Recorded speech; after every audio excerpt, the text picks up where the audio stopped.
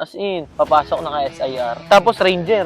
Oo. Lahat ng mga makakapanood nito, lahat ng mga tropa ko, alam nilang wala akong 1 year wala akong hero. So gusto ko, itong Vero, bukasan, pag-check ko, lahat, kisaot. What's up, Vero Fam? Kasama ko nga pala si Ken Daly, ang founder ng Brotherhood Barber at saka Vero Bodyworks. At saka si Nathan, editor/content manager. Nandito nga pala kami sa Sampaloc Lake at ito yung first ever podcast namin. Let's go. Pero syempre, pakilala muna natin yung nasa likod ng camera. Punta dito.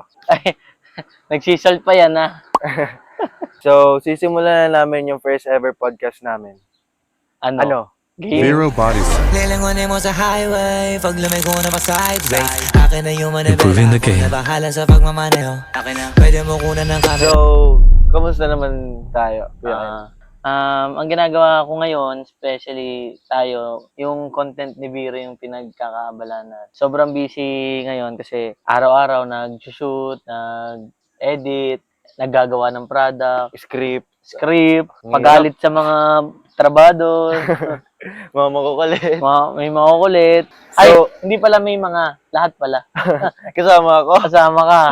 Kasama yun. Kasama yung nasa likod nan, guys. Pero sige, paano ba nagsimula? Para mabigyan kami ng background. Mhm. Ano si Ken Daly dati? Like, saan siya nagsimula? Paano naging ganito? Ganyan. Pwede mo ba ipakilala sa amin? Sino ba si Ken Daly?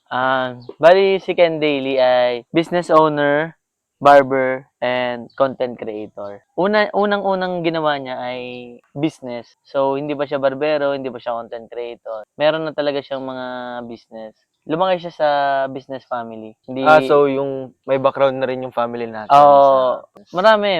Yung parents ko, marami na talaga silang business na tinaray. May mga naging okay, may mga hindi. So, yun. Kaya, nung bata pa lang ako, nagbabantay na talaga ako ng mga shop namin. So, sanay na akong magsukli, yung kumupit ng piso-piso, pambiling candy, pang computer, ganon. Tapos, bago pa mag-quarantine, yung grade 11 at grade 12 pa lang ako, humahasel na talaga ako. So, nasa mayaman na school ako, kumbaga, dito sa San Pablo. Siya na yung pinakamagandang school, Canosa. Yun. Lahat ng mga klase ko doon mayaman. As in, papasok na ka SIR. Honda Civic SIR. Tapos Ranger. Oo, sobrang yaman nila. Most ng mga klase ko, mostly mayaman. So, ako, yung tipo ng taong, hindi naman mayaman, pero kaya naman kami papasukin doon. Kaya, every time may mga gala doon, hindi ko alam kung paano ako sasama.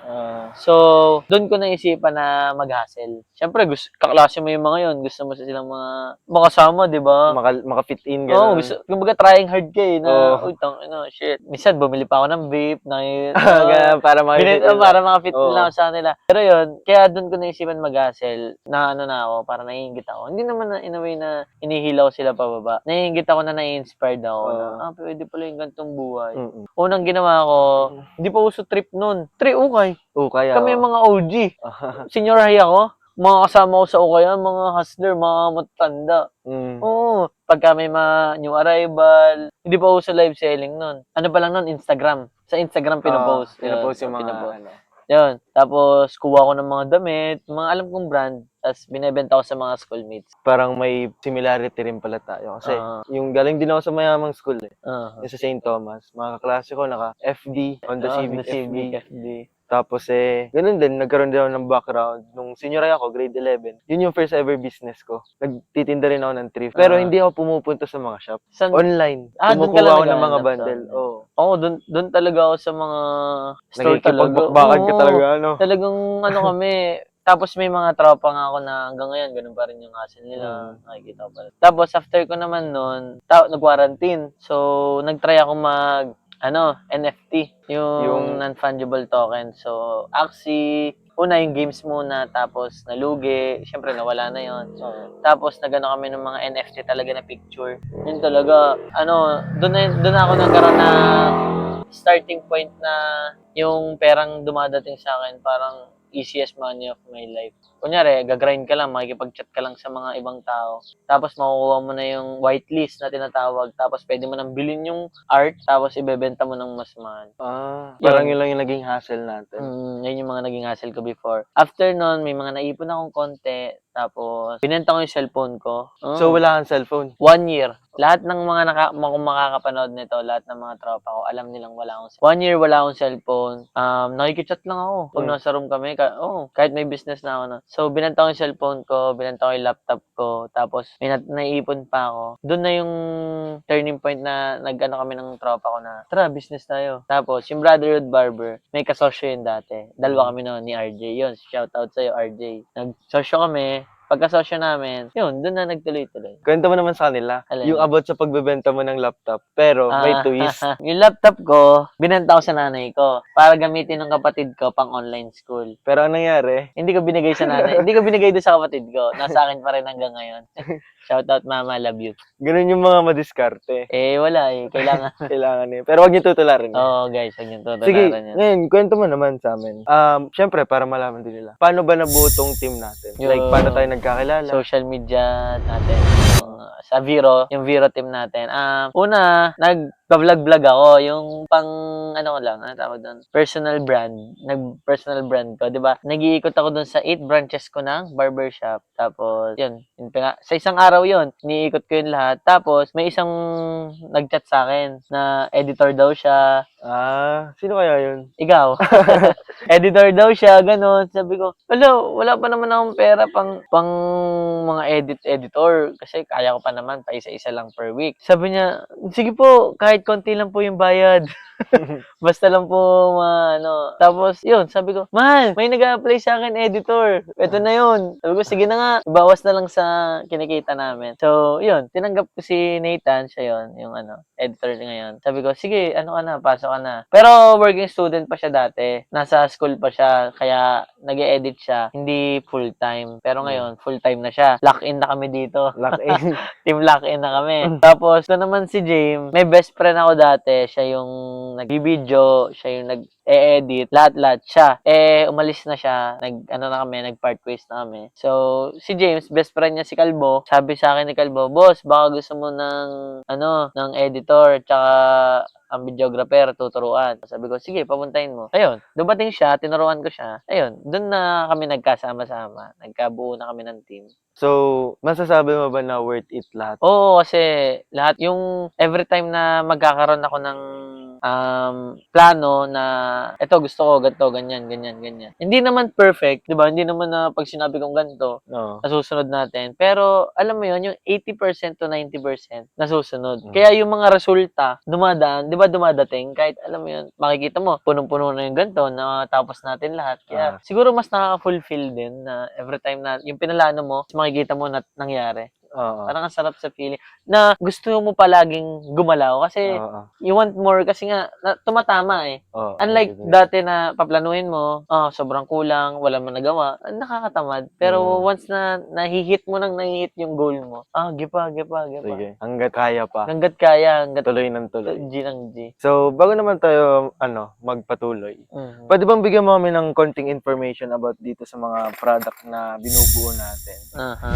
Itong kumbaga ads. So, itong Zero, binuo ko kasi sobrang daming client natin sa barbershop na hindi alam kung paano mag-style. Or kung alam naman kung paano, hindi nila alam kung anong product ang dapat gamitin. So, kaya naman siya naging Vero. Kasi yung from the Greek word hero. So, Vero, hero. So, gusto ko, itong Vero ang maging hero ng mga lalaki. Kumbaga, di ba ang hero pag may problema, andyan agad. Kunyari, may mga magnanakaw. Susulpot. Bila siya nasulpot. So, kunyari, ikaw, parang naiisip mo na, shit, may pimples ako. So, may kailangan ka.